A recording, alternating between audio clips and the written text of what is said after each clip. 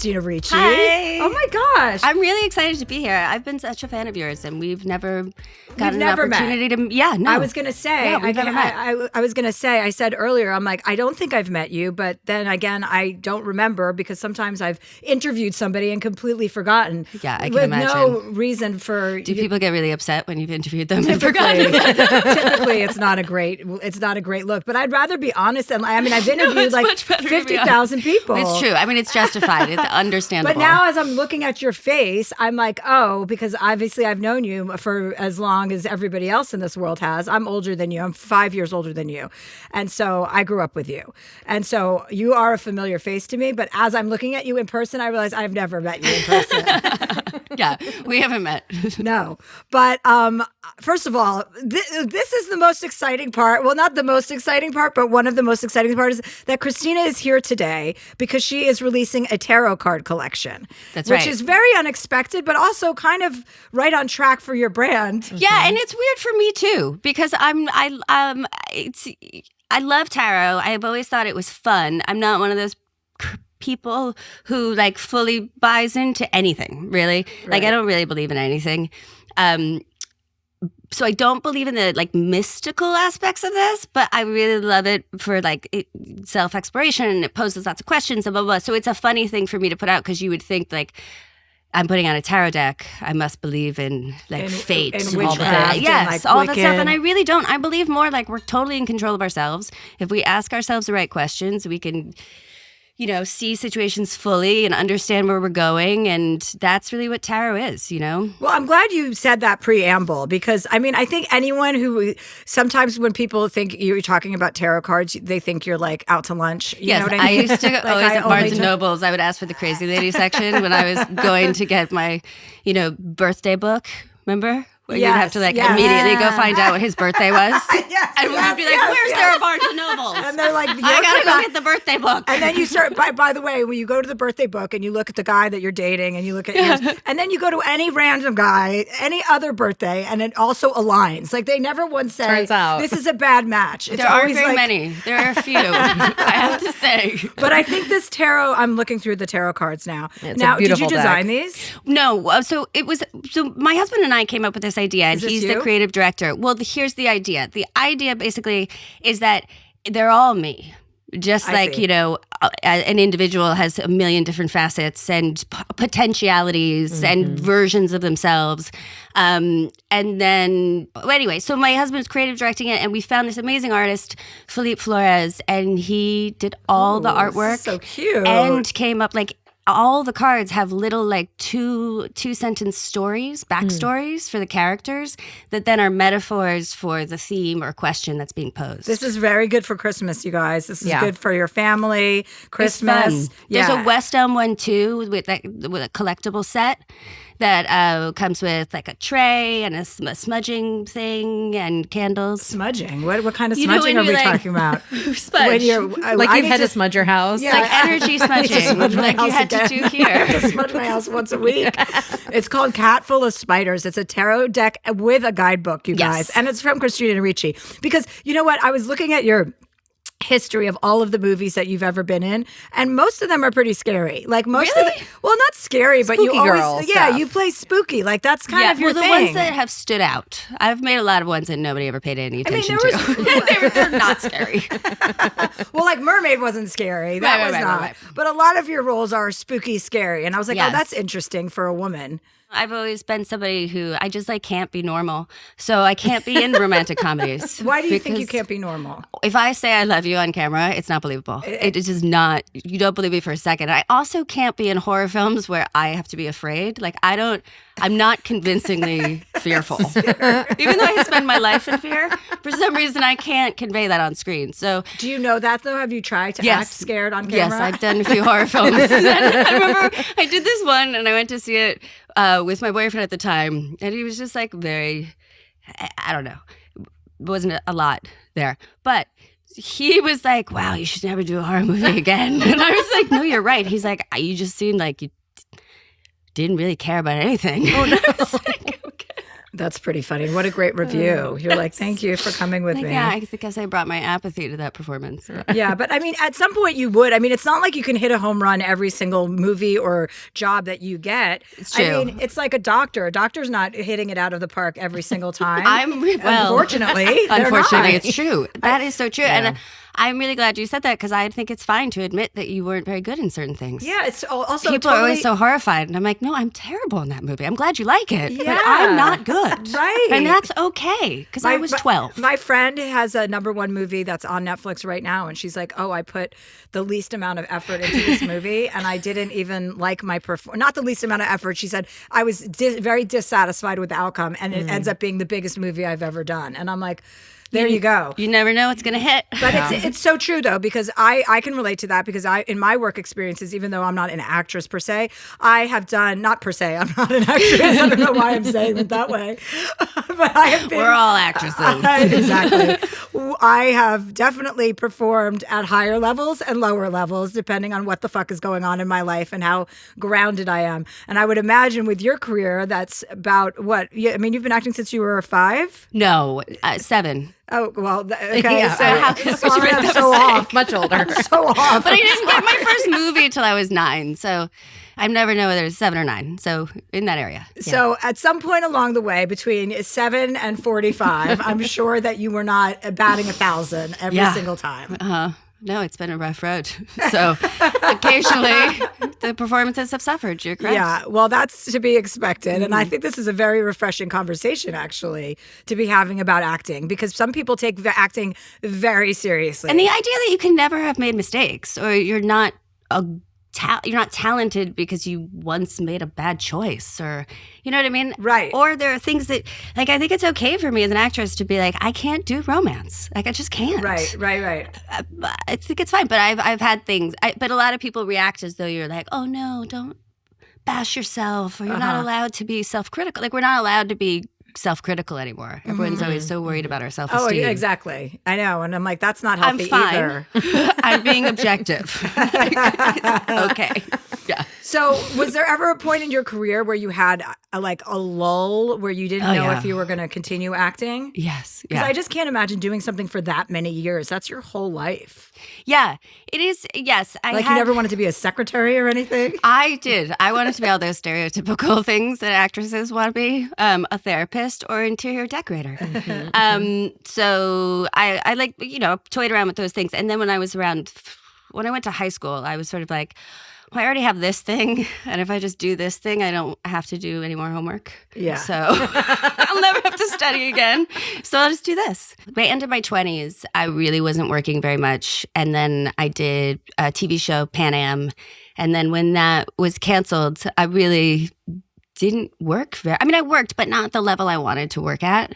So were you able to afford to live financially without working? I was able to support myself, but by doing things that I like watching Lifetime movies. I don't really want to be in them. Right. But, that is one way that I supported myself during that lull. And and there's, there are other things. Well, it's also nice to also be able to come out of that lull and now look back and be like, wow, because not giving up. I mean, some people would have too much pride to do something like that. Not that Lifetime is the bottom of the barrel, because I also enjoy watching Lifetime movies. I mean, that's what dreams in bed were made of. Like Sunday days, before we had all of these streamers, that's what you did on a Sunday, was watch one Lifetime movie after another. But I hear you about not wanting to be in them. Yeah. Not your heart's desire. No. So, but then this TV show I'm on now, Yellowjackets, really changed that for me. Yeah, of course. Huge hit. Yellowjackets, which is on Showtime with Melanie Linsky. I mean, you have such a great cast. Yes, everybody's so incredible. That's the other thing. You've worked with so many incredible women, from Winona Ryder to Cher to this whole cast of Yellowjackets. Talk to me about those relationships. Is there someone who's had a huge impact on you that you only spent a short amount of time with? Well, I think that all of the women I worked with when I was very young, my first movie was with Cher. My second movie was with Angelica Houston. I worked with Ellen Burstyn in between those movies. I worked with a lot of older women at the time that were just so self-possessed and powerful without being dickheads, and smart and gave me just educated me in so many ways. And I think that was really helpful for me to see as a little girl. Yeah. Well, because it's sometimes I think when you have experiences with people like that are like huge kind of almost figureheads, it's not even about them necessarily teaching you. It's about watching them do their thing. Exactly. And learning from them, right? Yes. Yeah. Because Cher is such a force. And I think I heard you talk about her once that she was like kind of, took care of you on set since you were such a young kid. She would hide me in the back of her trailer when they had production meetings because she didn't want me to ever feel like I didn't know what was happening, and it made me feel nervous. Oh, wow. Yeah. So, and she was like, I know they're not going to, like, everyone's going to think I'm crazy if I want you to be in the production meeting. So you just sit in the back so you can hear what's going on. Oh, that's very cool. Yeah. And there was also, I didn't realize it at the time, but we were, well, I did realize this. We were changing, the director was being replaced. And one of the reasons he was being replaced was because he really didn't like my performance. And I think that she was afraid that somehow I would hear that, like some little bit of that, and then turn it into something bigger. So she wanted me to hear the actual production meetings. And yeah. So when you have a career that is this long, right, and successful, even though you've had some lows, which is to be expected, I don't know anybody who hasn't. What is your relationship to your work and to your career? Well, it took me a really long time to consider myself an artist, really. Like not until I was in my 30s. Really? Yeah, like late 30s. Like after all the opportunities had passed. And I was like, I was an artist and I never appreciated any of, that was when I really came to terms with it and finally accepted myself. But I feel very strongly now about my work, whereas in the past I didn't really. I had a very sort of nihilistic attitude towards many things, and one of them was my work. But now I feel very connected. I feel very passionate about it. I feel very protective of it. And I think I used to view all of that stuff as someone being pretentious. And so as I've gotten older, I've gotten more comfortable with like, that's not pretentious. It's just somebody who, is treating their talent or skill the way it should be treated. It's kind of how you feel when you're in a situation when it's mostly like male dominated, like in most every industry, basically. And you want to be like the girl that gets along with everybody, like I've had that experience where I want to be the girl that's like the cool girl. But you don't realize in doing that, you're sublimating what you need. And then you're also sublimating the women around you. Yes. Because you're trying to make inroads with the guy. I'm not talking about you right now. I'm talking about me with the guys so that you're not the problem. You're not difficult. You're fun. You get the joke. You guys can be dirty around me. I get it. I get it. And you don't realize how damaging that is until you are older and realize that you haven't, that's false. Like you're basically feeding into this whole male domination by acting like that instead of congregating with the women. Yeah. So I would imagine that's how you feel about like how many people feel about their craft too. It's like what makes you a strong actor, like you saying that you thought that was pretentious is actually empowering, right? Yes. To know what your skill set is. Yes, and standing up for yourself and being able to come and say, I do my best work when this is what I need, and this, but also like being willing to reciprocate that for other people, and yeah. And what I've noticed too is like the more you stand up for yourself, it inspires people around to sort of set their boundaries and their needs, which is kind of in line with what you're saying as well. It's beneficial to everybody. Because it's like you saw the example of people like Cher and Ellen Burstyn, Angelica Houston, and then you want to set that example also for the younger people that you're going to be working with. Yeah, and it's easier for other people to stand up for themselves when someone else is doing it right next to them. You know what I mean? Totally. Especially on a cast with many actors, like if one actor agrees to like sit on the side of the road in between setups, then everybody has to sit on the side of the road. You know what I mean? But like the more people stand up and say like, no, actually, I'm going to go to my negotiated place to sit down until you're ready for it. The more other people stand up for themselves, the more everybody can. I don't know. Okay. And you're a mom. That's right. You have 2 children? I do. I have a 10-year-old and a 2. Oh, wow. She's almost 3 years old. Okay. And so how is that being a mother? It's good. I mean, I love being a mother. I love my kids, but I think just like most mothers, sometimes it's absolutely awful. And What are the awful parts? just like fighting with your kid to do homework, school, anything school related is Well, really I feel a nightmare. Like it's worse in these towns than it is everywhere else in the world. New York and LA, like for school is a nightmare on multiple levels for children and the work, but also because of the parrying to get into schools. Yes. And having to basically submit a College admission type of yeah, thing. when you're 6 months pregnant. It's Yes, really scary. That stuff is scary. And then when you have a child that turns into like a Wolverine feral creature anytime you're like, do your 30 minutes of reading. It's like, And that's your 10-year-old? like it's that part I don't enjoy. But there's lots of fun stuff too. Yeah, I would obviously. Yeah, Obviously. I just always like course. to focus on the negative.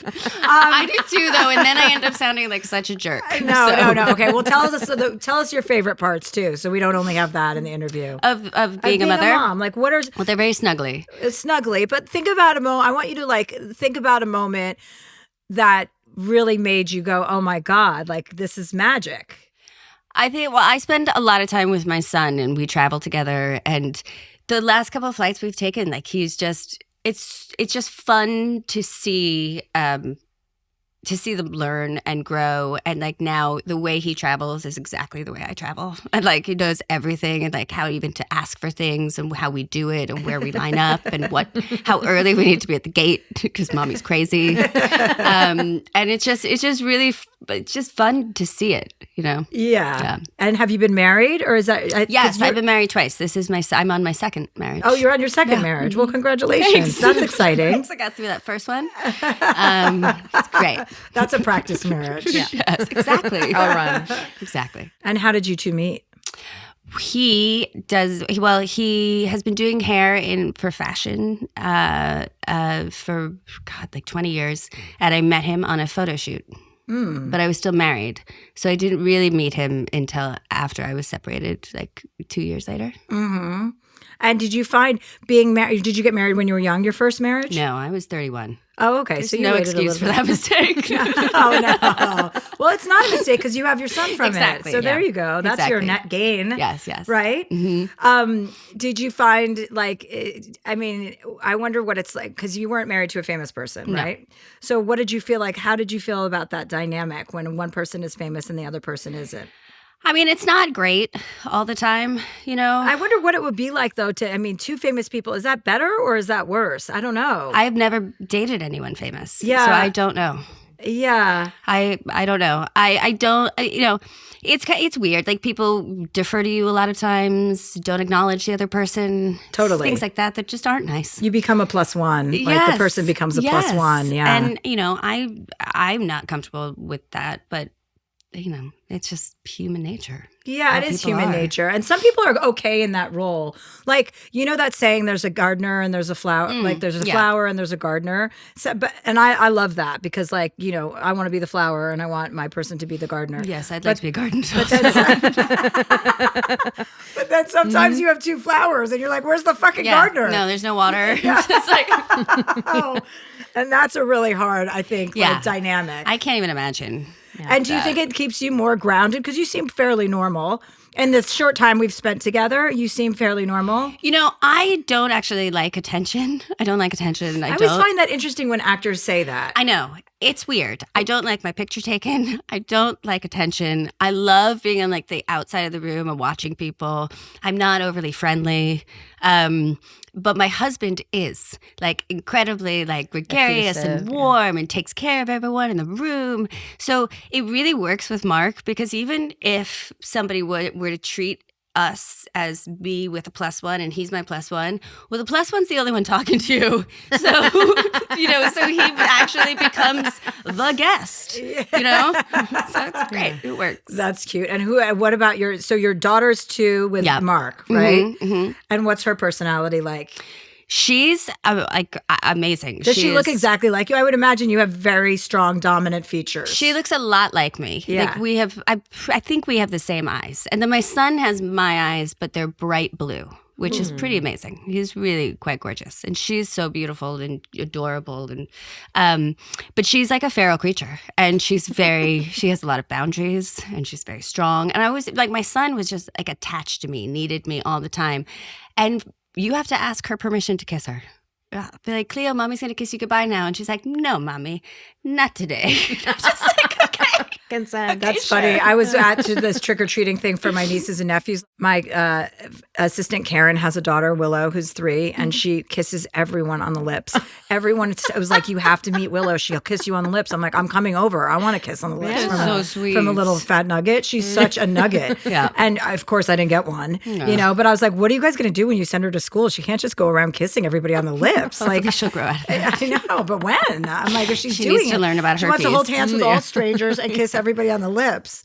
But I like having boundaries at 3. That's pretty funny. Yeah, No. she's amazing. She will say no. She'll say no touching right now, please. And I need some space. Wow. Mommy, I'm frustrated. I need some space. And then I'm like, oh, okay, cool. Fine, go take your space. And she's just very willful, very strong. She's big, very tall, which is surprising because I'm not very tall. No. But yeah, she has like a cat-like personality. So when she finally does like completely melts and just is all over you, you feels really good because you feel like it's really based on something. Yeah. Like with cats. That's an interesting way to describe your relationship with your daughter. I think that's intriguing. I have a lot of respect for her. I do too. I love it. That's great. I respect her too, just hearing about You her. would also respect her if you met her. Sounds like a badass. She really commands a lot of respect. Okay. So we're going to take a break and we'll be right back with Christina Ricci.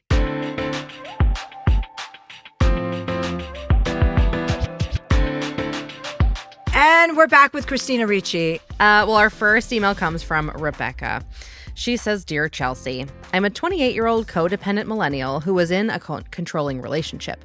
I finally sought professional help, and therapy and medicine helped me begin healing. In my journey of healing, rediscovery, and homecoming, I met a man who helped me become a better version of myself. We met a little over a year ago and have been together ever since. It's the partnership I want in my life. He's supported me when I'm down, held me when I'm anxious, took care of me when I'm sick, and motivates me to want to be a better and higher version of myself. However, he feels that I have not been honest with him about my body count. It's like the number of people I've slept with. Wow. Yeah. And he doesn't like No, the not lower... that I'm surprised, but like I knew it was body count, but I'm just surprised Right. he's upset about this. Right? It seems so trivial. If he's so Unless- great. Yeah. It's not over 15, but it's more than 8. Oh, for God's sakes. It's the only contentious point in our relationship and the only thing we argue about. I fear this will never be resolved. That is so stupid. I mean, this is so It's also stupid. a really low number. Yeah, that's what I was going to say. You're Like, fine. do you know how many times I've fine. tried to count how many people I've had sex with? You know, when you're in your 20s and you're like 1, 2, and then you're like, I can't even. And then 3 days later, you're like, I remember 3 more guys. I actually wrote them down at one point and then found the list and was adding to it because I was like, I'll forget. As you remember, and Yes, then as you have more that's encounters, right. absolutely. Yeah. But it should be limited. I mean, who gives a Yeah, shit how many honestly. people anyone had sex with? Agreed. The And- more, the merrier, as far as I'm concerned. Right. And she says, she doesn't want to keep arguing about this, but, one of the qualities he wants in a girl is someone with a lower body count. Maybe And he I'm needs like, to do some work on himself and his insecurities. I think that's Absolutely. true. You can't, this is the beginning of it. Like, that is it, somebody who's hiding their jealousy and they're hiding their controlling behavior. And that is going to come out because anyone who cares what you did in your past before you met them, like, everyone has had sex with lots of people. Some people have had sex with fewer people, but that can't be a stipulation. So if the answer is above the number he feels comfortable with, then what? Then you're broken up? Right. I mean, Like, what does he want her to do? Like, there's shift- no you way to can't do change anything it. about it. Exactly. But he thinks she's lying. yeah, he thinks it's more than More. what she's saying. This is a harbinger of things to come. It's not a And- good sign. Yeah. I also would say if you're seeing these little controlling things come out now and you were previously in a controlling relationship, that should be a big red flag that maybe this is more of a controlling relationship than he's let on, like you said. Absolutely, because I had a relationship with somebody who tried to pretend like he wasn't controlling. That wasn't, oh, I love the way you are. I love that you're so free. I love that you ski topless, blah, blah, blah. Guess what? He didn't like any of those things. And it didn't come out until about 7 months into our relationship. Yeah. And I was like, oh, you were pretending that you were okay with my personality and you're not okay with my personality. So yeah, I would just say that doesn't look good. That's a big red flag. Yeah, his deal breaker should be your deal breaker. Because it's judgment also. And you're not, why are you judging the person that you are in love with? Like, why would you judge them? It has no impact on your current relationship. No, it has no impact at all. Yeah. Right. So, yeah, goodbye, guy. Yeah, Yeah, blow good that luck, emotionally Rebecca, unsafe and- whistle and get out of there. Yeah. Your emotional whistle? Is that The what- emotionally unsafe whistle. I used to say I wanted one really badly. So like I could be in any situation, just like and then like my protective troll would like come out from somewhere and be like, oh, what have you done again? And like pick me up and take me to safety. I like that. I feel emotionally unsafe right now. Yes. I'm leaving. Woo! Well, our next question comes from Dolly, and she'll Is be it joining Dolly us Parton? on. Didn't we try to get Dolly on the podcast? We did, and we're still trying. Yeah, she better come on. Dolly, come That visit would us, be please. Oh, look at this cutie. Yeah. Dolly says, Dear Chelsea, I've been listening to the pod since the beginning. I feel excited to finally have an issue that I feel is worthy of input. My brother-in-law and sister-in-law are both 36. Let's call them Victor and Kathy. They've been married for almost 10 years and have 2 kids in elementary school. My husband and I have been marginally privy to their ongoing fights, tit-for-tat jabs, revenge spending, and recurring threats of divorce over the last 5 years. My husband has a decent relationship with his brother, and I do with my sister-in-law, Kathy, but there's always a feeling of walking on eggshells around them. Through the years, I've encouraged couples therapy, individual therapy, and given a book on building a healthy marriage, even had conversations encouraging them to reflect on what this relationship is doing to their children. It always seems like things get a little bit better, and then no work is invested into the relationship. So she can tell us a little bit more about this, but recently there was a situation where they got in a fight late at night. Kathy left. Victor also left, the kids at home. And now Kathy's gotten into therapy. It just feels like a vicious cycle where things get better and then the fights keep escalating. I'm at a loss because I feel I can no longer act as a blissfully ignorant bystander, knowing the negative impact their relationship has on each other and their kids. How do I encourage them to invest time into bettering their marriage, or maybe better yet, calling it quits? Dolly. Hi there. Hello. Hi. Hi, Dolly. This is our special guest, Christina Ricci, today. Hi. Oh my gosh, how cool. I know, right?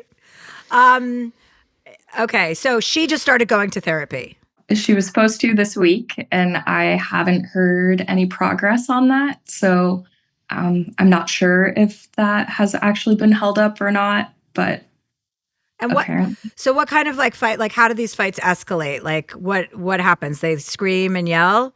What I've seen is it's more like passive aggressive comments, and then it sort of escalates into them talking poorly about each other in front of the kids, in front of other people. And then it's always alcohol involved too. So, that always kind of escalates emotions, and people aren't acting like their best selves. And yeah, I mean, it just really depends on the situation of what triggers them. It's not like one thing necessarily. Right. And have you ever had a conversation with your sister-in-law? I have, yeah. And it always kind of gets cut short in a way. It's like a sensitive subject. And if I try to bring it up, it will be shut down pretty quick. So that's also a sticking point, because it doesn't feel like she's really receptive to anything that I have to say. Well, she's probably not, because they're stuck in this kind of like bad cycle of behavior. So they're probably not very open to hearing any criticism about it, because they're both just kind of like swimming, trying to For stay sure, afloat. What are you and your husband thinking about doing? Has he spoken to his brother?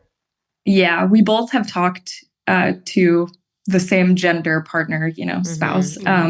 But yeah, we've really encouraged therapy and going individually and as a couple. And it just is always met with like, we don't have time, the kids, this. And then we offer to watch the kids, and there's like no follow up for them asking for help either. So I don't know. I feel like at a loss of not really knowing what to do because I feel that we've both encouraged what we think they should do. I just think like it's not really, you can't make somebody force people to like go work on their marriage.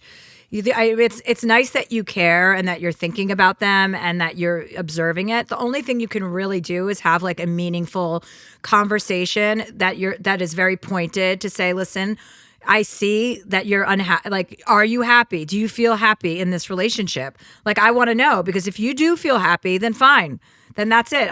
From what I'm seeing, it just feels really damaging for you guys to be talking about each other in front of the kids. And there just seems to be a lot of fighting. And I just feel like you don't have to be in this. It doesn't have to be this way. Not that she should leave him, but they should at least try to work together towards a more common ground where they can like get along in a nicer way and be more pleasant to be around. But beyond that, I just don't think that it's anyone's place to be like, okay, you guys, it's time to get divorced, or it's time to whatever. You can only be whatever your tactic has been up till now should probably flip, because that hasn't yielded any result, right? And so how would you describe the tactic that you've used thus far? I guess I'm pretty conflict averse, or anti-confrontation. So it's more just conversations if it comes up naturally with her, and then I'll give my thoughts on things. But I'm not ever the one that's driving the conversation, if that makes sense. But it's always kind of lingering back like the there. elephant in the room. And would you describe their behavior towards each other as like abusive?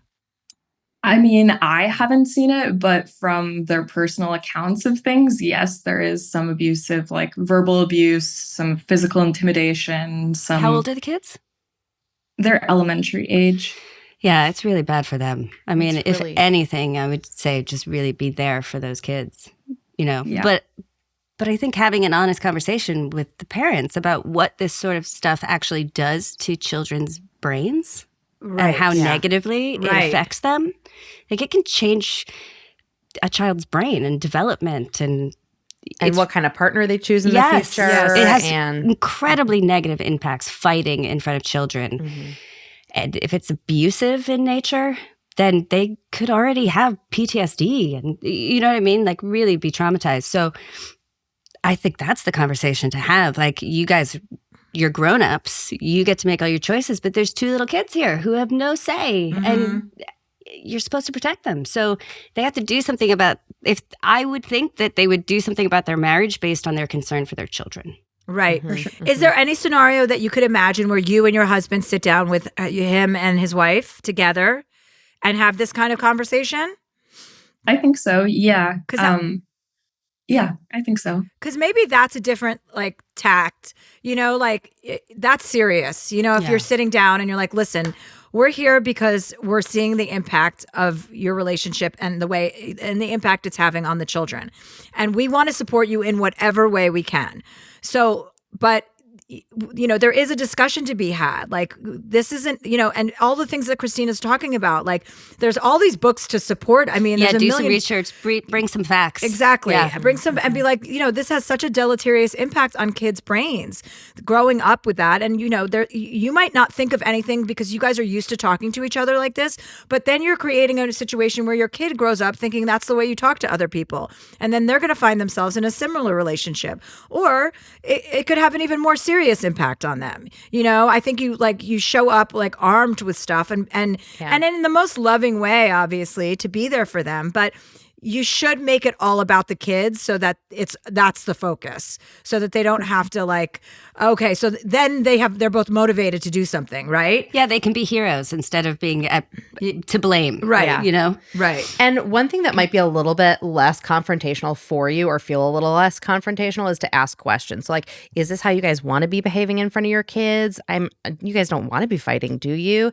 And another thing is, I think people think, And a lot of times it doesn't, but people think that like couples counseling doesn't really do a lot.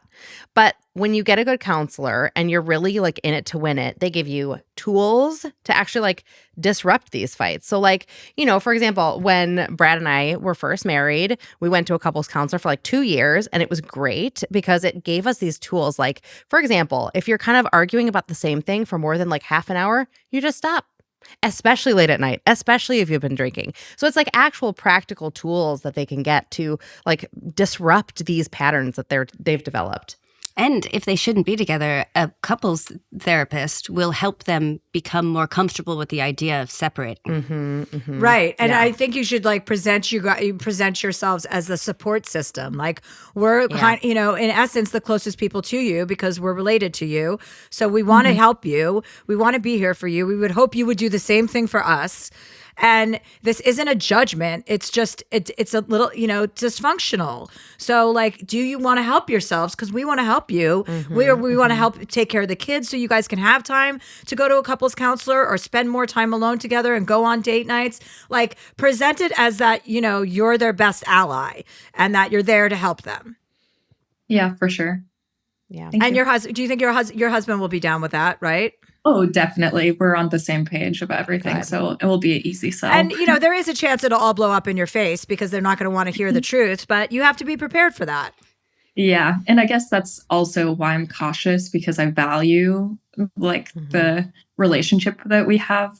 But yeah, I think that it's worthy. I think so too. I think it is very worthy. What I find to be very disgruntling or I find myself very annoyed by is when people do not. I'm an interloper. I like to get involved in people's problems, and it doesn't always go well, believe me. But it takes a lot to say something to somebody that is uncomfortable, especially when you're conflict averse. Like it's an effort. It's not like you enjoy telling people, "Hi, your marriage, this is unhealthy and this dynamic is unhealthy." No one likes that. I don't get off on that. Nor do you. But it's when you have concern for someone and they're like, and especially when there are children involved. There's no better reason to get involved. Yeah, you wouldn't be doing it unless you loved them really deeply. And that's obviously where this is coming from. Yeah. For sure. Yeah. All right. Well, you want to follow up with us if you guys have this conversation and let us know how it goes?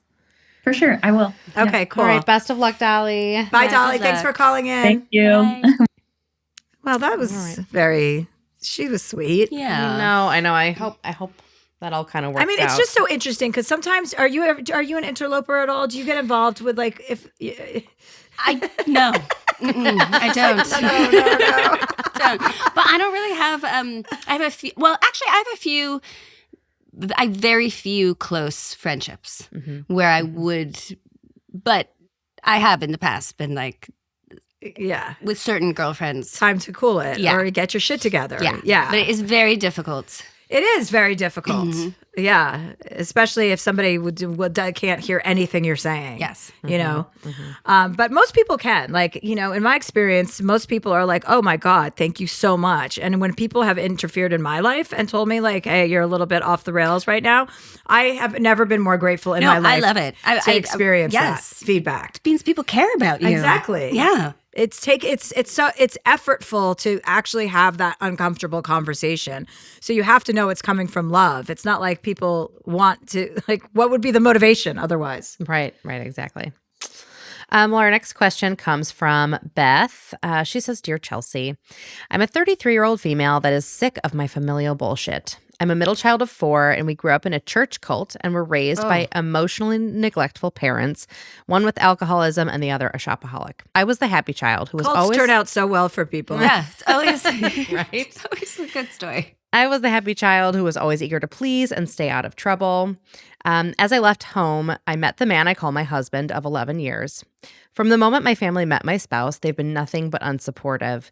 They judged him for his looks, for his wealth, and God knows what else made their minds deem him unfit for me. It's caused contention with my siblings, and I had a come-to-Jesus moment with my parents 8 years ago when my therapist suggested I write a letter to discuss the hurt my parents caused me and how I wanted to reconcile and move forward. This was not only thrown in my face, but has ruined the relationship ever since. Slowly, I've realized over the years that my family is just kind of a bunch of assholes. So my question is, when you feel like you've done what you can to have a relationship with your family, but it hurts too much, when is it time to move on? Thank you, Beth. Hi. Hi. Well, Hi, look Beth. at you. You're standing. Well, you're sitting and you're alive I'm and you standing. you Yeah. survived a cult. Look at you. I did. It was, a lot of speaking in tongues and weekend retreats for church, but here we are. Christina A just said blessed she was non-believer. born into a mini cult. Yeah, but mine had no religious, not mine, my father's, and, not my fault, had no religious affiliations. It was pure therapy based. Therapy. It was called the Center for Emotional Reeducation, and it started with, he had a primal scream therapy group that then became his Wow. acolytes. But why that doesn't sound, I mean, cults have a very negative connotation.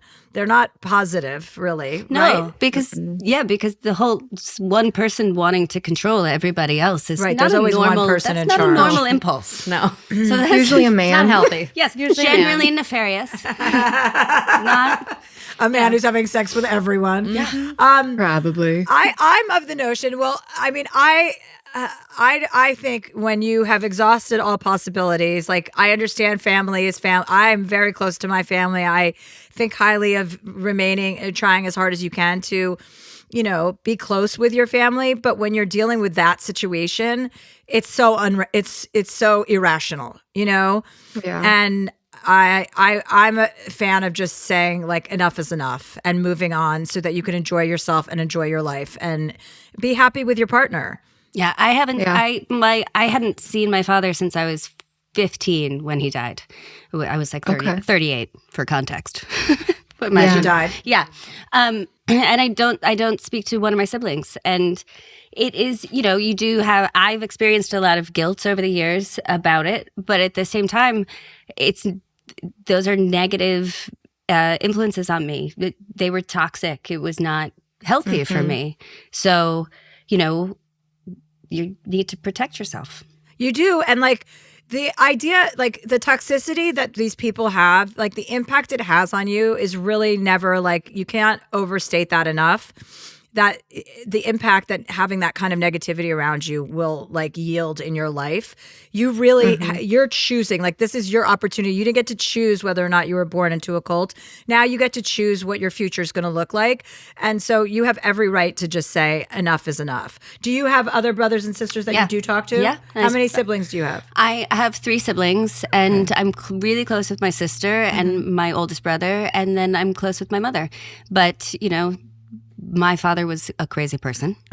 And unfortunately, one of my brothers was, it's not his fault because he was in an abusive situation, but it resulted in behavior that was not safe for the other children around. Right. And when when that happens, then it doesn't, of course, it's no one's fault of the circumstances they're born into, but that doesn't mean that you're allowed to be around them, like that you have to allow yourself to, allow them to be around you or what have you. Yeah, there's just so many outside opinions, and I was just so curious to hear thoughts from you gals of, what that looks like of, well, you should be thankful your parents are alive. And it's like, well, when everything they say is a judgmental comment or something, coming at you that isn't loving and accepting, should I? No. I don't think so with my own maternal mother. It's never been accepting and loving. There's always been judgment. Yeah, I mean, you get to choose now as an adult how you want to be treated and who you want around you.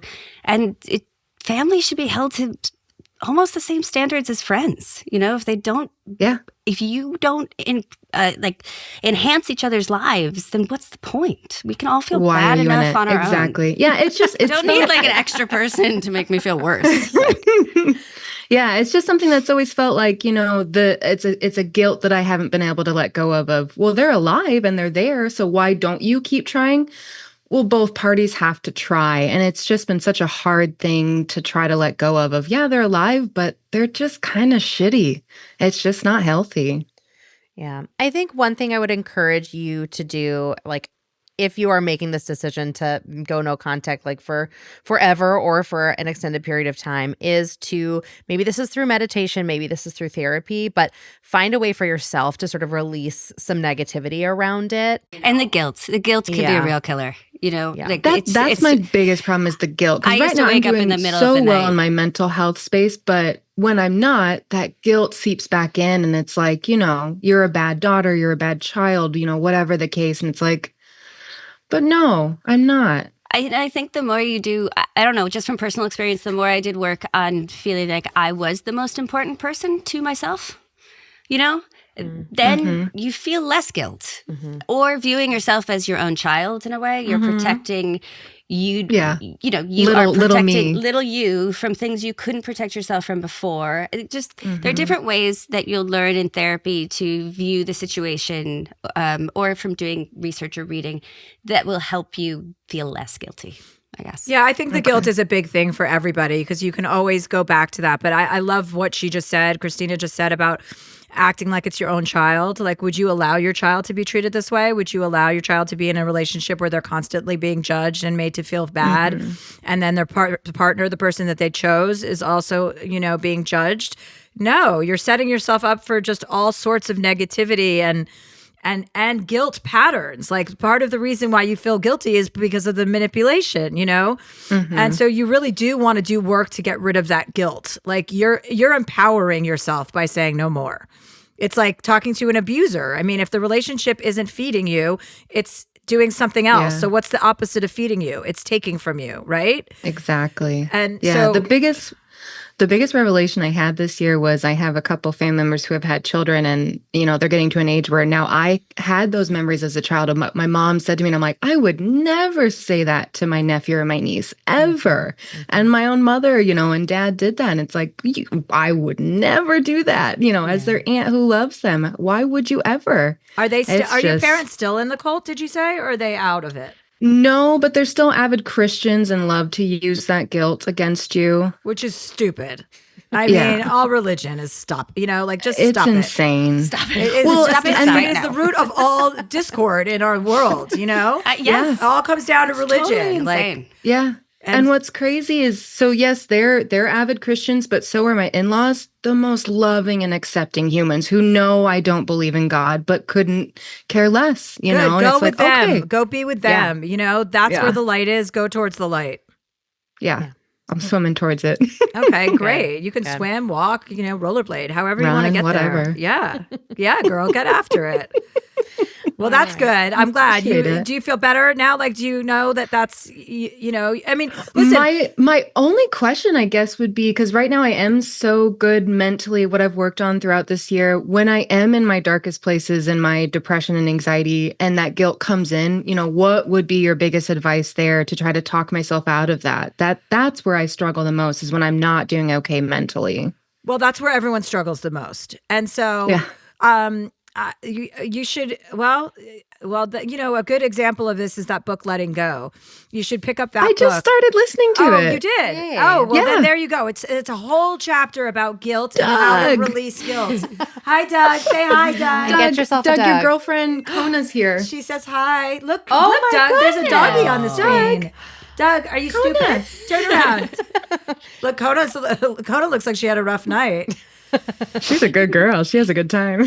There's a whole section about guilt, and it's really Okay. quite beautiful. It talks about, like, and I actually tried this the other night. I was stoned, so I just want to put that out there because that helps me get to a Wonderful. little, like, more of a meditative place when I'm trying to be in touch with myself. But I was having all these kind of like negative emotions, and I hadn't for a couple weeks. I was feeling pretty high and vibing pretty high, right? And I had read Letting Go, and it just set me straight. I read it every couple of years. It's this book by David Hawkins. Have you ever heard of it? I have. Okay. So, and I was sitting there and I was like, okay, the negative feelings you can't repress or suppress. You have to acknowledge. And guilt is one of those feelings. So you acknowledge that it's there, and you kind of think about where it is in your body. When you're feeling anxious or uneasy, it's usually in your stomach, or it can be in your chest, and sometimes it's in your head, right? Like you feel pressure. And so I remember I was lying in bed, I smoked a little bowl and I was like, I wonder where these feelings are coming from. What is the emotion behind it? Just like the book says, like, am I feeling insecure? Am I feeling fearful? Do I feel scarcity? Like where is this coming from? And I was like, don't try to figure out what it is. Just acknowledge that the feeling is there. And it was a very spiritual experience I had. I felt it in my stomach and then it started to move and I was like, it's okay. Just let it be here and it's going to disappear. So you're acknowledging it. You're not denying it, right? Or repressing or suppressing it. And then I felt it kind of move up through my chest and it was really heavy and I felt it go through my throat and then it was gone. And that's what this book talks about. And I've never been able to accomplish that. Like, I'm always like, oh, okay, how do you let go of these emotions that aren't serving you? Because it's not serving you. Guilt never serves anybody. And I woke up in the morning and I just felt like so much lighter than I had the day before. And I was back on track. And so when you get to that part about guilt, in this book, listen to it over and over and over again until you understand how it's just not of use to you and practice that. Like, it's good to acknowledge where you feel something in your body because then you're not running from it. And when you run from it is when it keeps coming back because you're not facing it. So and you make terrible choices. Right. Avoidant behavior just leads to, let me tell you. Yeah. Really bad choices. So you seem awesome and you seem, like a beautiful person. And I don't want you to feel like, hampered by your family or this obligation to them. They've worn out their welcome and you don't have to write them off forever. But when they want to come around in a loving, positive way, then you will welcome them with open arms. Yeah, that makes complete sense. I'm looking forward to that chapter. Just a couple chapters in, not there yet. Oh, okay, good. You'll see what I'm talking about. Do you guys have any idea what I'm talking about when I say that? Absolutely. The thing you were describing, I had no idea that you could that you would ever be able to, I don't know, have that experience in such a tangible way. Me neither. Like I felt, letting things go to me has always felt like a metaphor. Yeah. Not just like. Right. But in this book, they tell you exactly what to do, like, to sit with these feelings that are uncomfortable and then surrender. Like, okay, I feel envy or whatever the feeling. Because, it's. But do you engage with thoughts? Like, do you delve in and you're like, great, so I feel envy. So I'm going to really experience how jealous I am of. No, it's not like that. I it's feel more about envy. the This actual feeling is envy. I accept it. It's here. Okay. It's here. Like, I'm not in denial because, sometimes if I felt envy in the past, I'd push it away. Like, oh, no, I just don't like that person. Right. It's like, no, you're envious. You don't not like this person. You're just being, I would just completely ignore what's behind all those thoughts. So that was a pretty kind of like metaphysical like thing that happened to me the other night. And I was like, oh, and it's a constant, like, you don't just surrender that and then the feeling is gone forever. It can come back and then you have to do the same thing again. But now I know that I actually felt it like move through my system. That's crazy. Yeah. I want to try that. Yeah, it's like the mind-body connection. Like when you start to be able to feel, okay, I have this emotion, but where is it physically? And then you realize like, oh yeah, it's in my stomach or it's here or it's here, it's here. And then you can kind of process it a little bit more. Yeah. Yeah. Well, I'm all glad right. we got to share that today. Yeah. Well, let's take a quick break and we'll do a little quickie sister drama with Missy. Oh, I love it. Okay, we're going to take a break and we're going to come back and wrap up with Christina Ricci.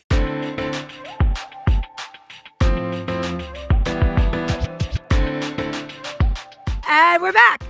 We are back. So our last email comes from Missy. And her subject line is, my sister got pregnant to compete with me. Dear Chelsea, I've had a long history of my 2 years older sister trying to take every milestone in my life and turn it into a traumatic event in her life. When I got engaged years ago, she faked a cry for help suicide attempt. I've always had her back despite her obvious hatred of me. She's married now with a 4-year-old son, and she's told everyone, friends and family, that she is done having kids. My husband and I have been trying for about a year, started fertility treatments 2 months ago, and I've purposely kept this a secret from my sister. Long story short, my mom spilled the beans to her, and I get a call from my sister 5 weeks later telling me she's 4 weeks pregnant. Way too early to tell anyone, let alone your infertile sister. Like she couldn't wait to tell me and my husband. I can't wrap my mind around why she would secretly try at the same time as me if it wasn't out of competition. I know this sounds crazy, but all of my friends that have known her past behavior are not shocked at all by this. I'm struggling to deal, and now I'm being alienated from my family. I can't for the life of me understand why my sister would want me to feel this hurt. Am I wrong for being angry? Missy. Complicated. What do you think?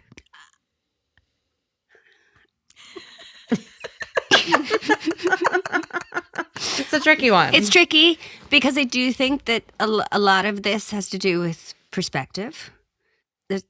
You know what I mean? What, like she's outside of in another context. All of this could just be coincidence. Yeah, and Right, like people right. living their lives and things happening at Accidents unfortunate happen, times, yeah. and but if you're a person who's been in the relationship and knows that it's more loaded than that, then there's that element too. But I think in situations like this, I always feel like the only power I have is to choose to not be affected by it. Like, why does it lessen your pregnancy any to have someone else get pregnant also? Yeah, I would say that you're actively you're part of the problem because of your reaction to your sister. And if your sister really is doing these things to get a rise out of you, or that is part of her agenda, it's working. So you actually have to like retreat and actually figure out that your life doesn't have to be impacted so negatively by her. And I know that you're probably going, but you don't understand what she's done, all the things she's done to me. Yeah, I believe you that your sister's done a lot of things to you and you feel like she's undercutting you and stealing your thunder, but your behavior is as much as responsible for this dynamic as hers. Like your reaction to this is exactly what she's looking for. If everything you say is true and her motivations are what you think, she is trying to get a rise out of you and she does want to compete with you. So you have to withdraw from that.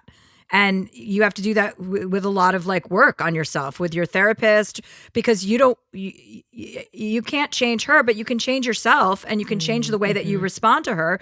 And her baby is not your baby. That's a totally separate situation. Your marriage is different from her marriage. You're going to have your sister, unfortunately, for a long time. So you better figure out a better way to cope with this and not take everything. Like, what if you thought of it and thought, oh my God, how wonderful that my sister got pregnant. How fun we can raise our kids together. What if you just like turn the tables so far on the situation that you create a completely different reality between you and your sister? Yeah. And I think especially since you are going through fertility stuff, like it makes everything feel so more much fraught. more heightened. Yeah. Just in general, this is a very Yeah. difficult time. Yes. We're dealing with this a major election. We're dealing with women's rights being rolled back. You're dealing with that IVF, which is a total dipsy doodle on your brain chemistry and everything. So you have to also just like sometimes take your emotions out of the situation and look at the situation like you're not involved in it. And I'm not saying any of the stuff you're saying is untrue, but you have to find a better way to deal with this because otherwise this is just a cycle that will continue. Yeah. I also feel like, she may be doing stuff to intentionally be hurtful, but there's also a world in which it's possible that she's just so self-involved and like thoughtless that she doesn't think about how it's impacting you at all. And the result is the same, hurt and everything. And what you need to do as far as like freeing yourself from this is the same. But she may also just be like not thinking about anybody but herself. Right. Yeah. Yeah. Right. Okay. Well, on that note, Christina, how would you rate your advice giving today? I mean, I think I'm not bad. I think need you to did- learn a few more words. I need to increase my vocabulary and perhaps my confidence. But I think I did okay, actually. I would give you an A. But I do think that we should make emotionally unsafe whistles. Yeah. Well, maybe that's what we'll name this episode, Emotionally Unsafe Whistles. Done. That's not a bad idea. Do you have a whistle? No, I don't. Okay, I'm going to get you a Having whistle. said I'm going to this, get that sent maybe over that'll be to my you. next offering to the public. Oh, yes. Perfect. And also, My guys, emotionally this unsafe is a whistle. great holiday present, great Yes. Valentine's Day present, great all of the things that are coming up. It's Cat Full of Spiders, Tarot Deck and Guidebook, Christina Ricci's personal guidebook. So this is going to be really fun for your family members and your girlfriends and all of the things that we have coming up in the world. So please get yourself a copy. I'm going to take this to Whistler and play this with my friends. Not that you play tarot cards. I say that too sometimes. Do you? I keep making my 10-year-old son sit through readings. What is your So what is your favorite thing to when do you go to tarot cards when you have a question about your life? Do you go? I have trouble focusing in on the issue at hand many times in my life. So sometimes I'll just kind of shuffle and draw a card, and that theme or question allows me to approach whatever sort of confusion I'm going through from a different perspective. Just the idea that they sometimes you're asking yourselves the wrong questions. Mm-hmm. And so this is a way of bringing in different questions and ideas to what you're going through. So a lot of times I'll draw a card and just be like, well, how does that relate to what I'm going through? And does that give me insight? Yeah. And, that kind of. Okay. Well, great. I love it. You were so fun. I love meeting you. I was really happy to be on. I've been a huge fan of yours. So oh my God. This has been really Why great. weren't you ever on Chelsea lately? I don't know. Why wasn't I? It was during my drive. It was during my dry spell when I couldn't get hired. There we You go. were like, that has been. Oh, you could have at least been on the round table. All right. Thank you, Christina. We'll see you guys Thank next you. week.